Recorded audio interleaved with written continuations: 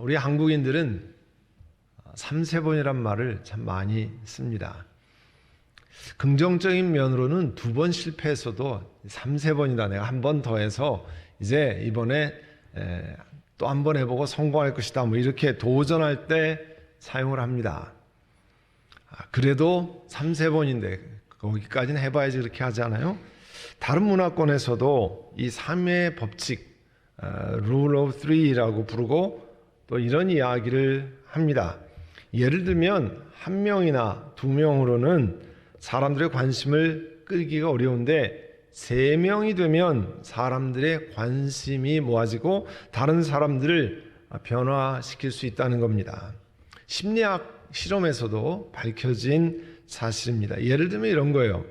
여러분이 버스 정류장에서 사람들이 버스를 기다릴 때 잘 줄을 서지 않는다고 가정해 봅시다. 그럼 나 혼자 내가 줄을 서야지 혼자 줄을 섰다고 여러분 쓰지만 다른 사람은 여러분을 줄이라고 인정 당연히 안 하죠. 그러면 2사람이 줄을 서면 어떻습니까?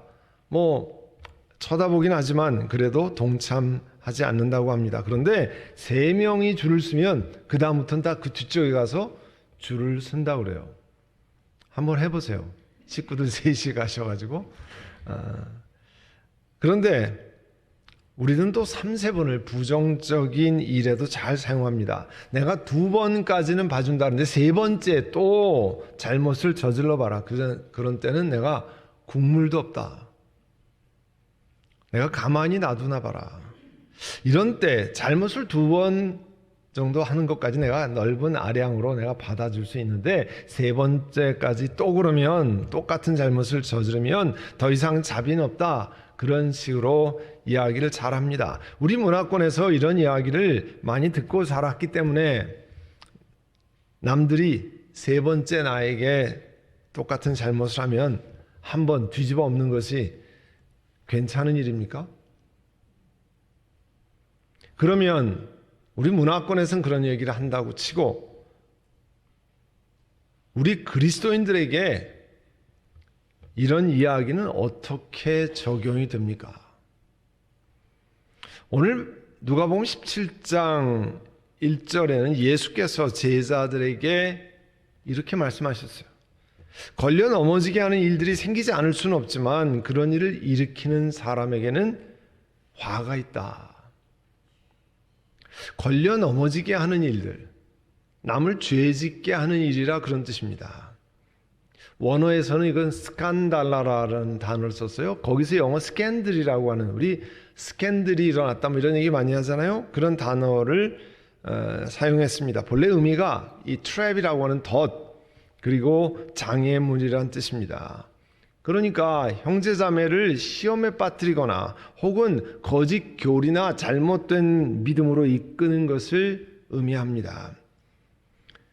우리 그리스도인들의 모임을 우리가 교회라고 그러잖아요. 교회는 성인 군자들이 모인 사람들이 아닙니다. 완전히 예수님 같이 된 사람들이 모이는 게 아니에요. 우리가 아는 것처럼 예수 믿고 처음부터 하나님 나라에 갈 때까지 우리가 sanctification, 성화라고 하는 그 긴 과정의 중간에 있는 사람들이 모이는 곳입니다. 그래서 그리스도의 모임 교회에서 남을 걸려 넘어지게 하는 일 혹은 죄를 짓게 하는 일이 불가피한 일이라고 말씀하셨어요. 그렇지만 불가피한 일이긴 하지만 그러면 괜찮으냐? 그 일을 일으키는 사람에게는 책임이 있다고 하는 것을 말씀하고 계십니다. 제자들에게 경각심을 더 높이려고 주시는 말씀이에요. 2절에 보시면 이 작은 사람들 가운데 하나를 걸려 넘어지게 하는 것보다 차라리 자기 목에 큰 맷돌을 매달고 바다에 빠지는 것이 나을 것이다. 여기서 이 작은 사람들이란요, 연약하고 상처 입기 쉬운 사람들, 약한 자, 이 성경이 처음 기록되고 전달될 때 당시에는 고아, 헐려된 여인, 과부, 가난한 사람들이었을 겁니다. 지금으로 보면 교회 안에서 중요한 직책을 맡지 않는 그냥 평범한 신도들 혹은 이제 막 예수님을 믿고 아직 믿음이 자라지 않은 미성숙한 신도들을 의미할 수도 있습니다. 이런 연약한 자, 작은 자들을 범죄케 해서 그렇게 범죄케 하면 범죄케 만든 사람이 하나님의 심판을 받는 것보단 자기 목에다가 큰 맷돌을 메고 바다에 빠져 죽는 것이 더 낫다는 겁니다. 가르치려고 하는 예수님의 교훈의 핵심을 강조하기 위해서 말씀하는 거죠. 그러니까 예수님께서 그리스도의 몸인 주의 몸인 교회 안에서 범죄하는 것을, 범죄케 만드는 것을 심각한 것으로 보신다 하는 그런 뜻이에요. 우리는 주님의 몸된 교회다. 우리 표가 우리는 주님의 몸된 교회 한 사람 한 사람이 우리가 그리스도의 몸된 교회를 이루는 거잖아요. 이런 주의 몸에 다른 지체들이, 작은 사람들이 죄짓게 만드는 원인을 제공한다고 하는 것이 심각한 일이라는 거예요. 고린도전서 3장 16절에요. 여러분은 하나님의 성전이며 하나님의 성령이 여러분 안에 거하신다는 것을 알지 못하느냐. 예수 믿는 우리가 하나님의 성전이고요. 하나님이신 성령님이 그 예수 믿는 무리들 가운데 거하신다는 겁니다. 누구든지 하나님의 성전을 파괴하면 하나님께서도 그 사람을 멸하실 것입니다. 하나님의 성전은 거룩합니다. 여러분은 하나님의 성전입니다. 그렇게 말씀하고 있어요.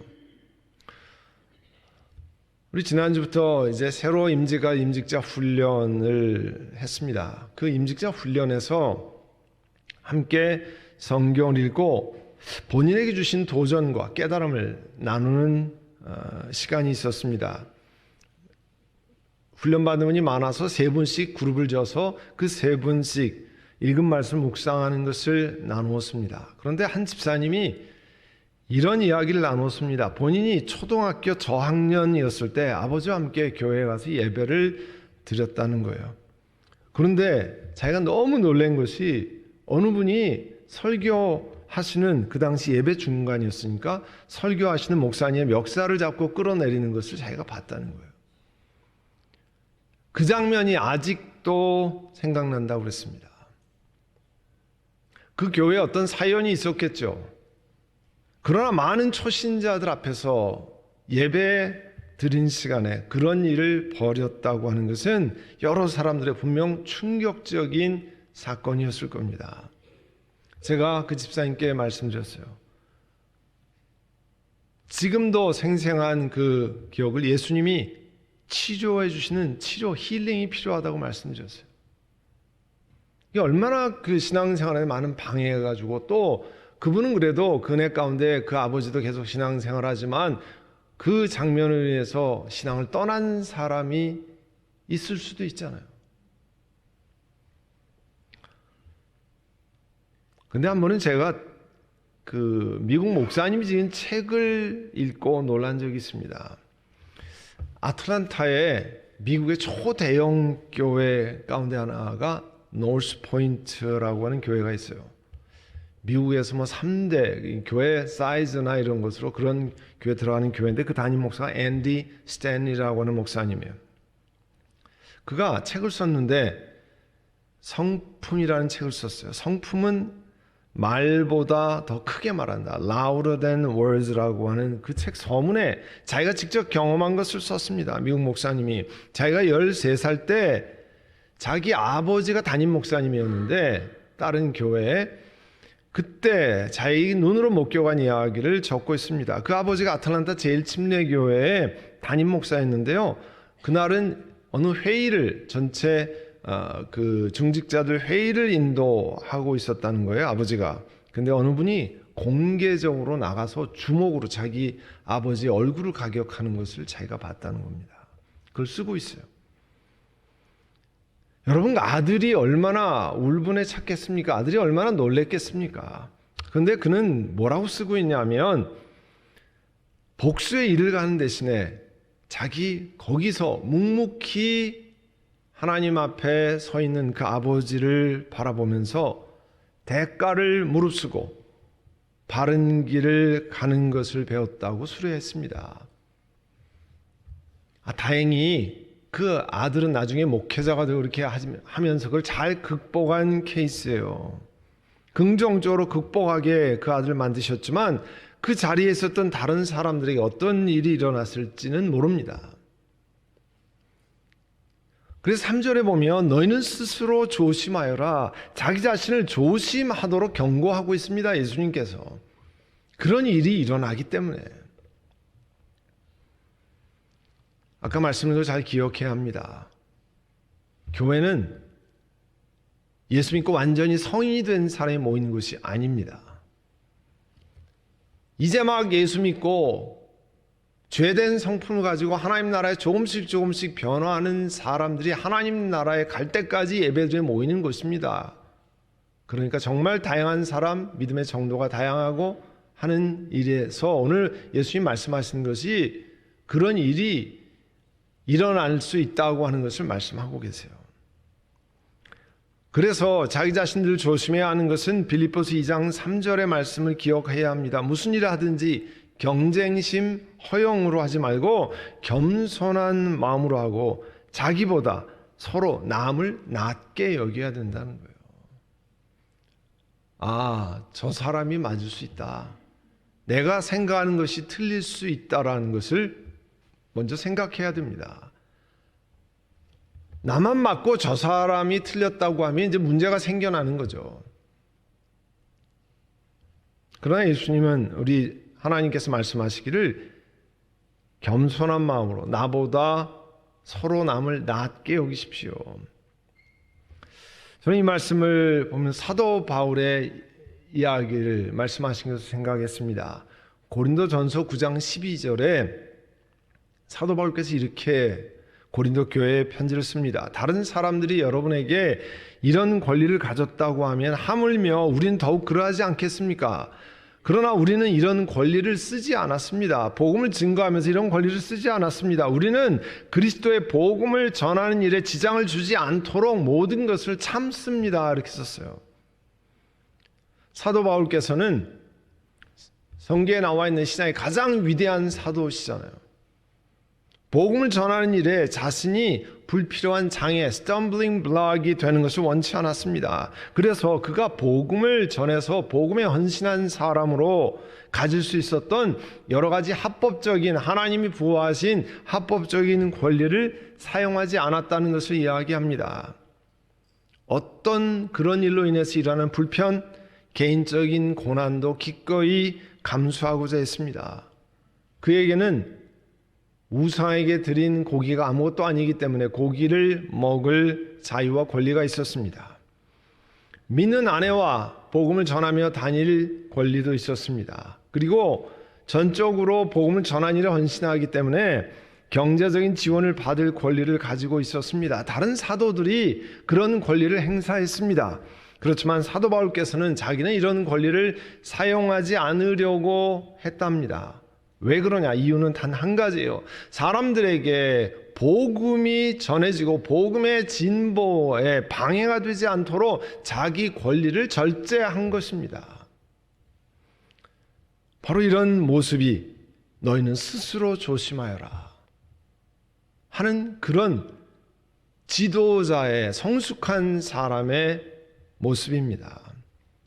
또 오늘 본문에 보면 3절 하반절부터 4절에 믿음의 형제가 죄를 짓거든 꾸짖고 회개하거든 용서하여 주어라. 그가 내게 하루에 7번 죄를 짓고 7번 내게 돌아와서 회개합니다 하면 너는 용서해 주어야 한다. 예수님께서 남을 죄짓게 만들고 남을 넘어지게 만드는 일에 심각하게 경고하셨습니다. 그렇지만 또 하나 용서에 대해서도 오늘 본문에 말씀하고 계세요.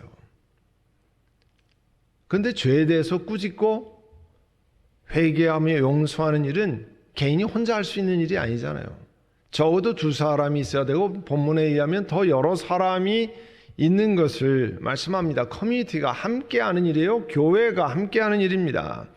교회 공동체 구성원 가운데 잘못 행하는 일이 있으면, 범죄하는 일이 있으면 교회 구성원이 몸된 형제 자매들이 사랑의 권면으로 돌이키도록 해야 합니다. 또 그런데 그 사람이 회개하면 오늘 말씀은 용서하고 그 용서를 받아서 서로의 관계를 다시 회복하는 일, 유지하는 일을 실천해야 하는 사명이 교회 공동체 안에 있다는 겁니다. 마태복음 18장 14절 이하에 거기에 관해서 구체적으로 말씀하신 예수님의 말씀이 있어요. 이와 같이 이 작은 사람들 가운데 하나라도 망하는 것은 하늘에 계신 너희 아버지 뜻이 아니다. 하나님의 뜻은 한 사람이라도 하나님의 심판을 받아서 망하는 것이 하나님의 뜻이 아닙니다. 사람이 그 길로 욕심부려서 가는 거죠.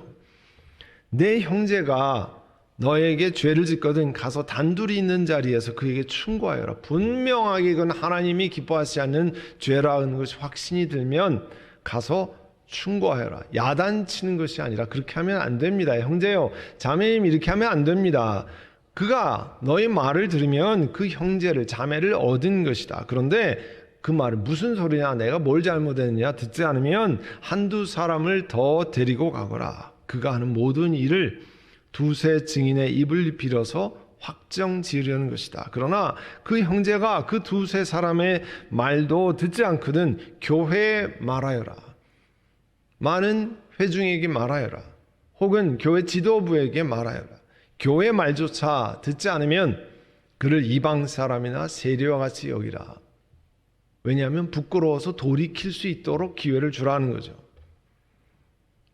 그렇게 구체적으로 성경에 커뮤니티에서 잘못이 일어날 때 어떤 방법을 해야 된다는 걸 말씀하고 있습니다. 그런데 예수님께서는 죄를 짓거든 가서 어드바이스하고 꾸짖는 문제뿐만 아니라 회개할 때 용서하는 것을 말씀하셨습니다. 뭐라고 말씀했어요? 하루에 몇 번 죄를 져요? 보세요. 몇 번 죄를 지라요? 7번 죄를 짓고 7번 내게 돌아와서 회개합니다 하면 용서해 주어야 한다. 자, 이 말씀은 딱 그러면 7번, 8번째부터는 역시 국물도 없다. 이런 뜻이 아니죠. 우리가 아는 것처럼. 실제로 하루에 똑같은 죄를 7번씩 짓고 여러분에게 와서 7번 잘못했다고 하는 거 혹시 경험하신 분이 있어요? 거의 불가능한 얘기죠. 그죠? 이런 거 잘못한 사람을 찾기는 정말 힘듭니다. 이 뜻은 그렇게 잘못을 많이 하여도 회개할 때 용서하라는 뜻입니다. 근데 우리가 예수님께 이렇게 질문할 수 있어요. 예수님, 이렇게 말씀하시면 좀 심한 사람을 만나면 제가 이 말씀을 적용하기가 너무 힘든데요. 우리가 이해가 가잖아요. 좀 심한 사람 만나서 계속 그러면 내가 좀 힘든데요. 그러면 이런 질문을 우리 자신에게 해보면 이해가 쉽습니다. 질문해 보세요. 자신에게. 하나님이 나를 하루에 몇 번이나 용서하시면 적당할까요? 내 자신은 5번? 7번? 9번? 그 넘어가면 그냥 바로 하나님이 심판을 하시면 적당합니까? 그렇게 기도하는 사람은 없을 겁니다. 하루에 저를 7번만 용서해 주시고 8번째부터는 가차없이 벌을 내려주십시오. 이렇게 기도하는 사람 제가 들어본 적이 없습니다.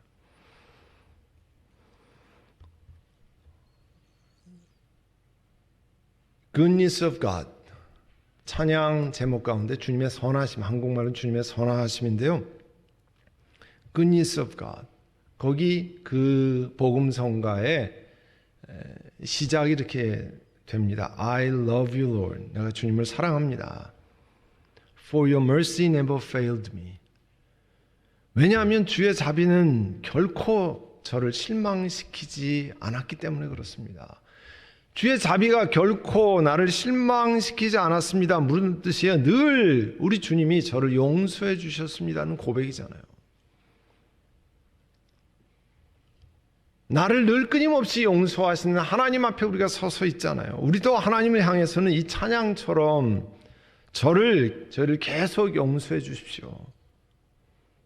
하나님이 저를 향한 자비가 변치 않기를 원합니다. 그렇게 기도하잖아요. 하루에 7번뿐이 아니죠. 늘 어느 시간이나 하나님 저를 불쌍히 여기셔서 용서해 주시기를 원합니다. 이런 마음입니다. 같은 마음을 상대방에게도 적용하라는 겁니다. 내가 하나님 앞에서만 적용하지 말고 다른 사람을 향해서도. 그래서 계속 5절 6절에는요 이렇게 말씀합니다. 사도들이 주님께 말했습니다. 우리에게 믿음을 더해 주십시오.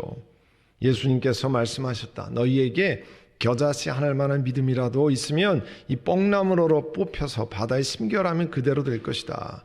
제자들이 예수님께 갑자기 우리 믿음을 좀 더 크게 만들어 주십시오 요청했습니다.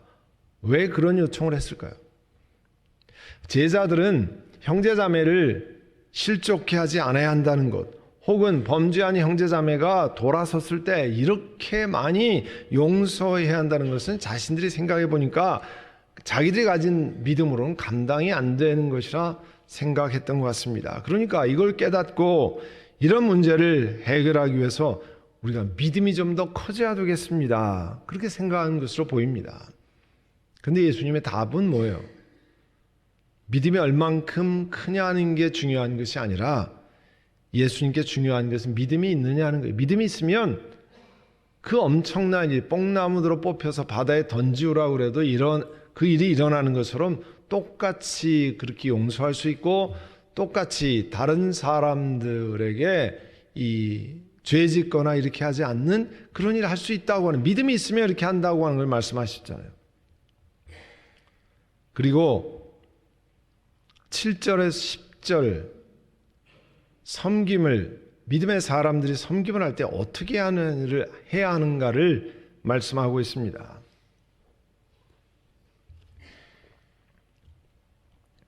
너희 가운데 7절입니다. 너희 가운데서 누구에게 밭을 갈거나 양을 치는 종이 있다고 하자. 그 종이 들에서 돌아올 때 어서 와서 식탁에 앉아라 하고 그에게 말할 사람이 어디에 있느냐? 오히려 그에게 말하기를 너는 내가 먹을 것을 준비하여라. 내가 먹고 마시는 동안에 너는 허리를 동이고 시중을 들어라. 그런 다음에야 먹고 마시라 하지 않겠느냐? 예수님께서 당시 사회 일반적으로 있는 슬레이브, 이 노예의 모습을 설명하고 계십니다. 노예에겐 당연히 할 일이 부여되어 있습니다. 어떤 사람은 하루 종일 농사를 지어야 하고 어떤 사람은 양을 쳐야 됩니다. 그런데 자신의 일이 끝난 다음에 집에 돌아와서는 주인의 저녁도 차리는 것이 그 노예의, 그 종의 일이었어요. 과업이었습니다.